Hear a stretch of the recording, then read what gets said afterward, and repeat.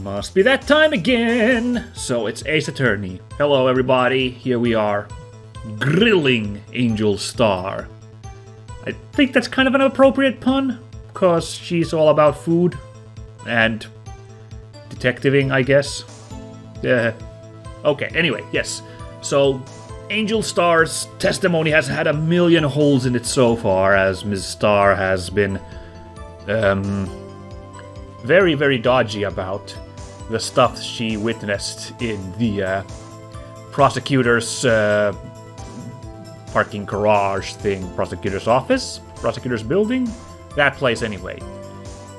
So it's gotten dodgy enough to the point that I'm like, yeah, no, she's got her own motives. I wouldn't be surprised if she were the killer herself, honestly, at this point, after how weird everything's gotten. Although how she has roped Lana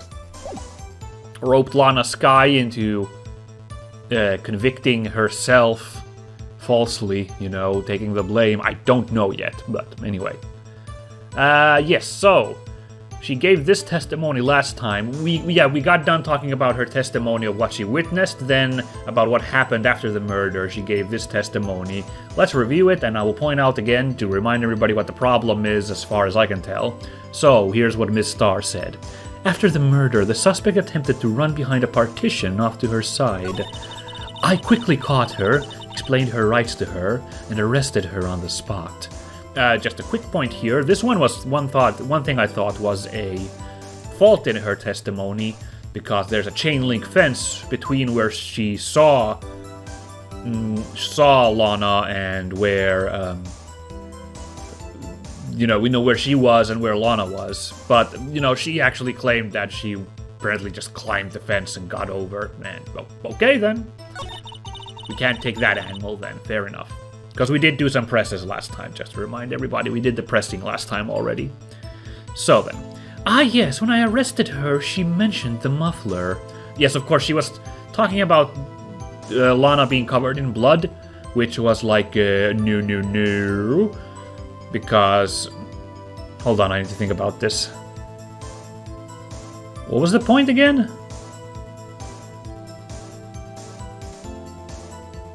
Oh, no, she was talking about blood flying out because she kept stabbing all the time, and it was like, no, Mr. Goodman died from one blade shot, one wound. And then she was like, oh no, I just saw her muffler flapping around. And then we were like, no, because in this photo, she has no muffler on. The muffler was a scarf, just to remind everybody. So, and then she was like, anyway, and we moved on to this bit, because none of that proved that Lana didn't do the crime, just that Angel Starr's testimony was bunkum, and now she's trying to cover up for her bunkum by claiming that she just got confused when Lana mentioned the muffler here. I saw it all, how she tried to phone on the wall but had to use her cell instead. The chief prosecutor made to escape, but against Angel Starr, resistance is futile. Oh yeah, alright there, Ms. Borg. But, okay, so this is the problem, and that's my only sweats here, is that I don't know if this... She can easily claim that this isn't a problem, because she can say... So the problem... Yeah, okay, hold on, let's go in order. Don't hit E for present, not yet. The telephone is behind that partition. Ms. Starr was here on the top right, so the partition blocks the telephone rather well. But my concern is that she's just gonna either the game's gonna fault me for this because it's so obvious, or then she's just gonna be like, well, I was already on the other side of the fence when I saw that, and I was in an angle to see her make the call. But as far as I can tell, this is our only shot at the moment, so let's present it! Right on the money, I believe. Ms. Starr, I have to conclude that you have a personal grudge against Ms. Lana Skye. The witness is a former detective. Her testimony is unmarred by personal bias. Well, who would have thought you would be my knight in shining armor, prosecutor? You who, together with the chief prosecutor, kicked me out 2 years ago. That's not helping your case Ms. Starr, if you're trying to, like, pretend that you don't have a grudge against these people, if you call out facts like that. Well, Miss Starr, this is a fatal contradiction with your testimony. How do you explain this? I don't know what you're talking about. Mess with me, and I'll make you cough it all up. Oh my god, there's her scary glower again. Hui. Ahem. Let's look at the floor plans. You said you witnessed the crime from this point. However, if that's true, you couldn't possibly have seen Miss Sky making that phone call. I believe you see what I'm getting at. That emergency phone was on the back side of this partition. If indeed you were in B block, you couldn't have seen it. Oh my god, they bust out the music again. It's time for things to get real. What? Order! Order! What is the meaning of this? It's simple, Your Honor. She's not coughing up lunch. She's coughing up lies!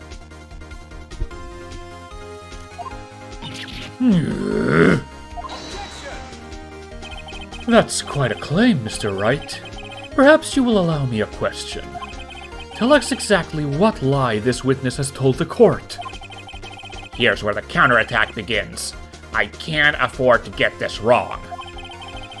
The witness lied about... Ooh, this one's a tough one.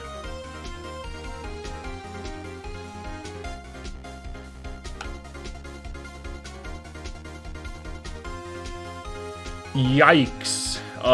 Cause I don't know which one this one's is. Oh boy.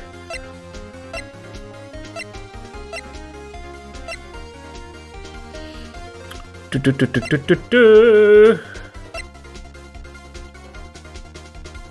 word muffler was overheard during a call made to Emma at 5:18. Okay, that's part of fact. That's kind of funny.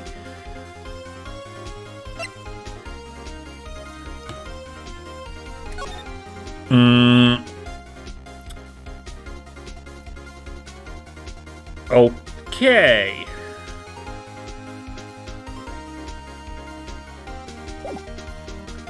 I can't help but feel like what she saw is the correct answer because,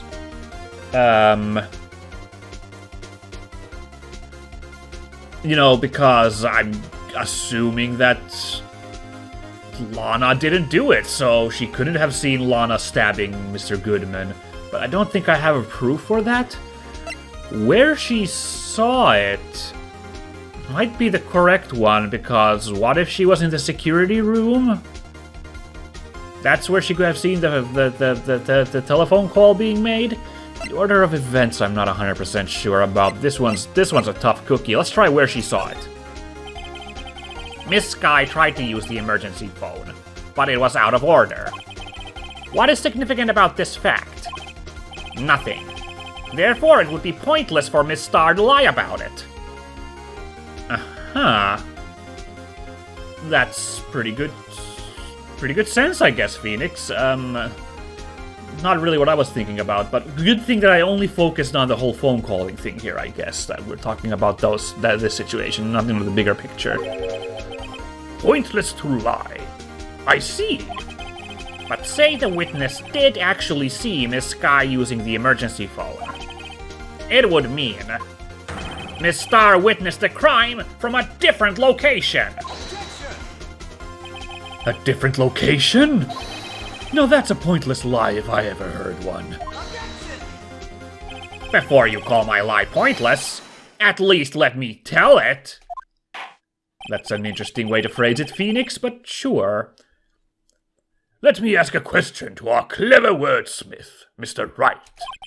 Just where was the witness when she saw the crime? All the testimony we've heard until now points in one direction. The place from where Miss Starr witnessed this crime was here.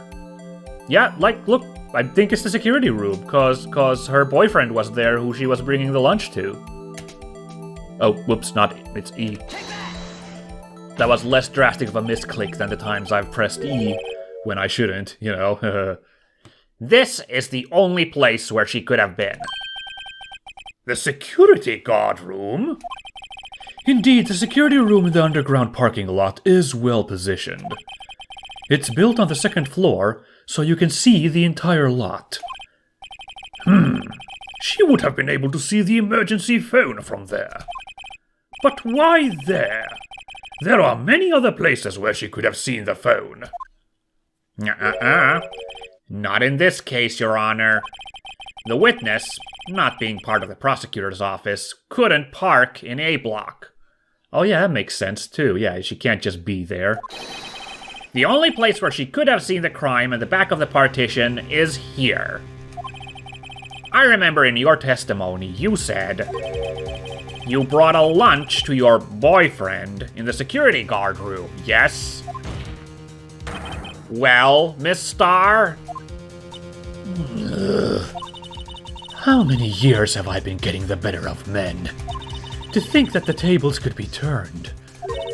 Today, a man has got the better of Angel Starr. Well, okay then. So she coughs up the truth, as it were? Let's see. Order! Order! Witness! What have you done? You used to be a detective. You should know better. I'm not turning back. The guilty will be punished. And I'll do what I must to make sure justice prevails. The guilty? Is she talking about Miss Sky? Mr. Wright? Doesn't this strike you as odd? Why did Miss Starr lie? It doesn't make sense. Eh? She could have just said she saw the crime from the security guard station. It wouldn't change anything. Yeah, okay, so if I read the judge's lines correctly, the implication was that she could have also seen behind the partition, like behind the other side of the partition from the security guard spot because it's so high up, which shoots down one thing I was going to try and suggest but didn't get around to, which is that she couldn't have seen the actual murder if it was happening, like, on the other side of that partition. Not that I can remember where exactly the murder happened anyway inside A block, so yeah, good thing I didn't go too deep on that idea. But this is a good point that Emma brings up. Seems like a pointless thing to lie about. Exactly. This photograph tells all. It was the defendant who stabbed the victim. That truth still stands. Of course, the picture does not actually have any murder happening. I don't think there's any body even visible in that picture, so, you know. It still stands? I disagree, Mr. Edgeworth. What? If a witness is found to be lying, they're guilty of perjury. She knows this. She wouldn't risk that without a good reason. Yeah, this is all a good point. Like, this would be unfortunate to get caught for this.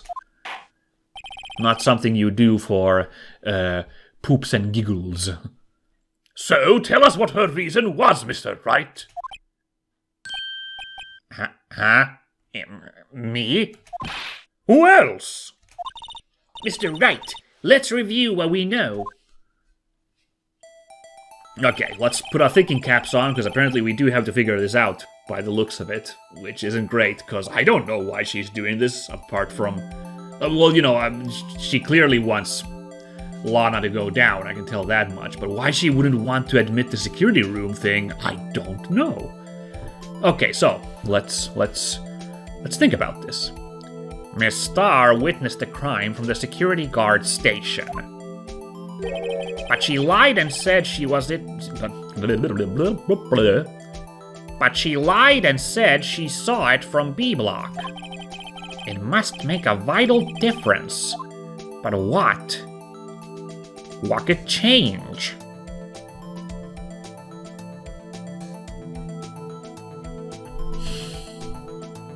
Difference in lighting is No way, I don't see that. So it's one of these two, but I'm not sure.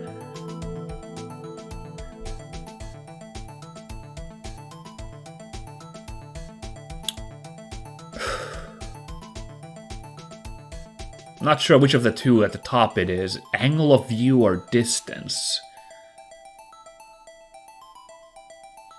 Let's look at the map real quick one more time. There's the map. I don't know why I scrolled past it. I don't think distance actually changes all that much, so is it the angle? I think. Assuming the crime happened, you know... I don't know. Angle of view, like if the idea is that she had a better view of the crime from the security room, the thing with that also is that means she knew it was going down, this crime. She had prior knowledge to set herself up. I'm gonna try angle of view. Why, the angle at which she saw the crime occur would change. The angle? What do you mean? Well, the security guard station is on the second floor, and, she would have sort of a more 3D view of the crime. And this is important. Why? Yikes. Perhaps you'd like to reconsider, Mr. Wright. Man, the game actually tricked me because the music cut out, so I thought, like, I was like, yes, got it. But then it... Oh, boy. Oh, no, now we're gonna have to do this again. Okay, so, Miss Starr was in there. Okay, well, it has to be the distance, right? Difference in lighting, no way. I can't see. That seems such a weird thing. I thought I was onto something about the angle of view there, honestly, but, yeah, okay. I guess I was a dum-dum. Now, let's not get excited even though the music cut out, because, you know, last I got tricked one time already. But, you know, the difference in lighting seems such a weird thing for it to be. It changes the distance between her and the scene of the crime. My condolences, Mr. Wright. But one look at the floor plans and it's quite clear. The distance between the scene of the crime and the guard station is 30 feet. I don't see how that would change what she could see. Oh? What she saw is not in question here. What matters is the time it would take her to reach the scene of the crime. Huh. Miss Starr, you witnessed the crime from the security guard station. Now, how long did it take you to go from there to the scene of the crime, where you arrested Miss Sky? Oh, what a good point that I didn't think about because I'm an idiot. Yeah, of course. I don't think she can jump through the window of the security guard station to get to. Yeah, that's such a good point. Oh my goodness. Yeah, she has to take a real roundabout way. Well, witness? You... Yes? You ordered the squid wheels, right? The quality of my lunches has gone from low to inedible. I don't know, squid wheels sounds delicious. I would go for that. I was bringing a PB&J lunch with fresh boysenberry jam to my boyfriend. Boysenberry for the boyfriend. Quick thing here, by the way. When I was a kid, I didn't know what boysenberry was. Now, there's an episode of Dexter's Laboratory where Dee Dee is making food for Dexter, and Dexter is terrified that Dee Dee is going to try and poison him. I don't remember exactly why. I think just because he's like, it's Dee Dee and she's incompetent is his fear. But then when she makes the lunch, and he's like constantly going like, is this poison? This is poison, yes. But then then towards the later part, Dee Dee gets the lunch done. It's like a pie or something, and Dexter is trying to guess the flavor of the what the filling is. And one of his guesses is boysenberry, And as a kid, because I didn't know what boysenberry was, I thought that he said poisonberry, and I was so confused, because I was like, well, he's been afraid of being poisoned throughout the episode. Why would he suddenly be excited about eating poison berries? Because, he was all excited about, ooh, poisonberry. And, that didn't make any sense to me. I think I must have at some point figured out, well, he must be saying something different, right? Or maybe poisonberry is a completely different thing from poison, It's not, no, but eventually at some point I learned boysenberry, and oh, that's what Dexter's saying in that scene. So, yeah, that was me being dumb as a kid. But also, come on, writers, can't you come up with a word that sounds less like the word poison if you're gonna have a guy being scared of being poisoned? There's my critique of 30-year-old cartoons for you there. Now let's move on with the actual game again. Sorry, I couldn't help myself. Freaking word boysenberry came up. Had to share that little story. So, He wasn't in the station, so I waited. I witnessed the crime from the glass-walled station. and okay, cool. Now they reveal the route out of the room to that place, which is.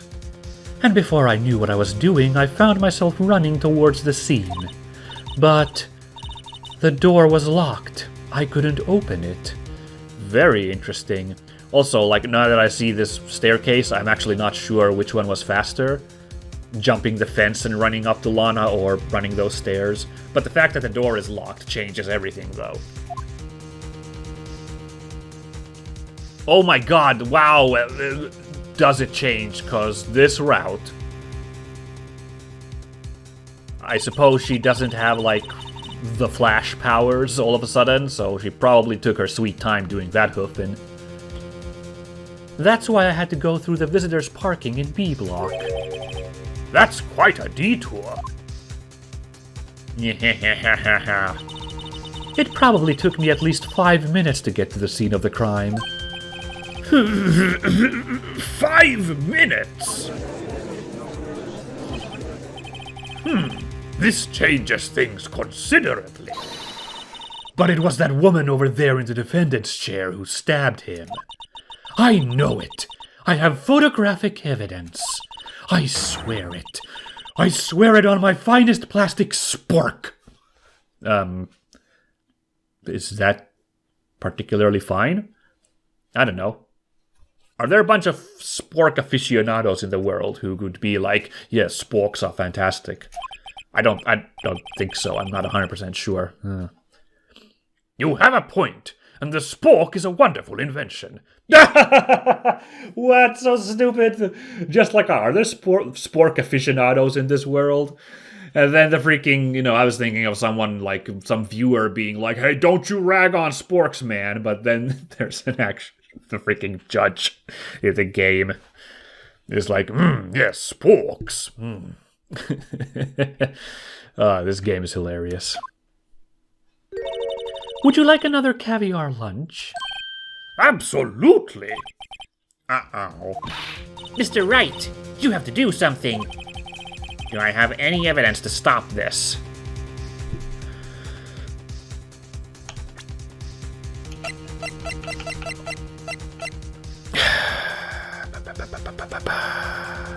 The crime photo, somehow use that. I'm running low on my failure blips, so...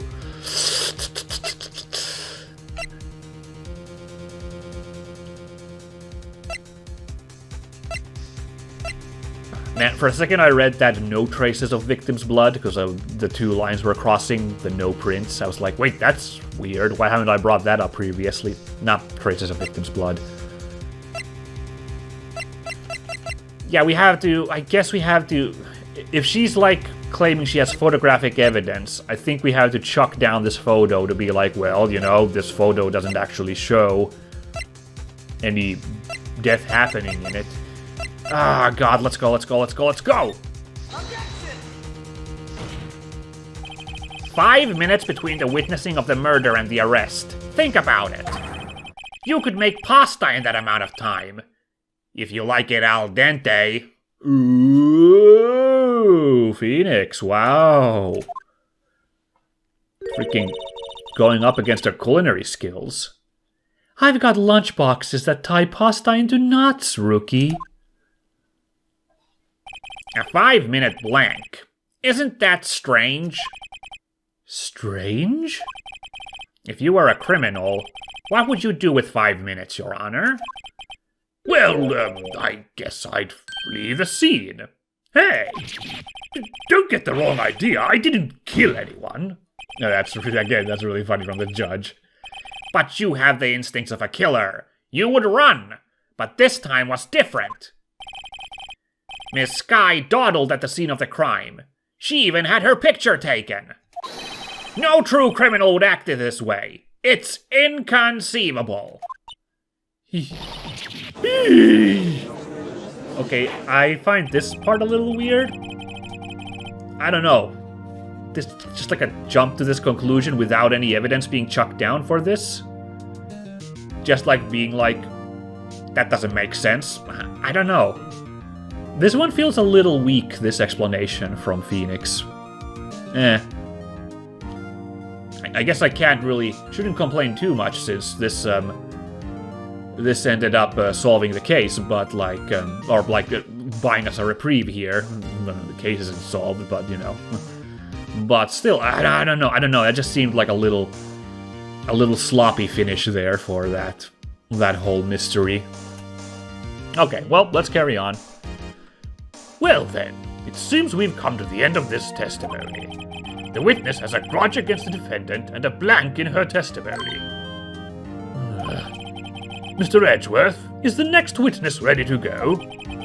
Unfortunately, I appear to have overestimated this witness on account of her professional history. We did it! We screwed that can shut, Mr. Wright. That was too close. I'm afraid that the cough-up queen has been dethroned. And with that, court is adjourned. Why was she called the cough-up queen in the end? Uh-oh. Who was it? I'm sorry, I was talking over it, so I missed who just said hold it. I'm a little embarrassed by that. I wasn't ready for the dramatic cut there. Fair enough, I probably should have been. Seemed like things were going a little too smoothly here, so... Okay. Mr. Edgeworth, you ordered the squid wheels, right? That's the one she tried to foist off on me. I prefer to not take the defense team's leftovers. Anything else to say? I might be able to save you. I have decisive evidence. What was that? Is this another one of her trick lunchboxes? My apologies, but we have no further questions to ask of you, Miss Starr. Ah. Is this your jumbo lunchbox? Oh my goodness, it's so humongous. Ooh, a triple-decker! Out of deference to the witness's determination, I'll allow one more testimony. Gee, Judge, this seems like a case of a judge being bribed. Seems like you could get in trouble for this right now. Let's hear about this decisive evidence. Like the Lunchland motto says, you won't be disappointed. What's she going to pull out of her lunchbox this time? Decisive evidence. Okay, Ms. Starr, let's go. I should have mentioned those 5 minutes when I wasn't looking at the crime scene. And now, to the matter of the victim's shoe. Did I not bring this up? Ew, that's a bit of a ketchup-splattered loafer right there. 2 types of blood were found on this shoe. One was, of course, the victim's, and the other blood type matched that of the defendant, Miss Lana Sky. Okay. Hold on, no, this was the victim's shoe? Hold on, I completely missed. Was this the... I must have been thinking this was Lana's shoe, but did she say this was the victim's shoe? Oh my goodness, I wasn't paying attention. This is embarrassing. Well, we'll get the testimony review in a second, so... The shoe proves it. It's flawless, decisive evidence.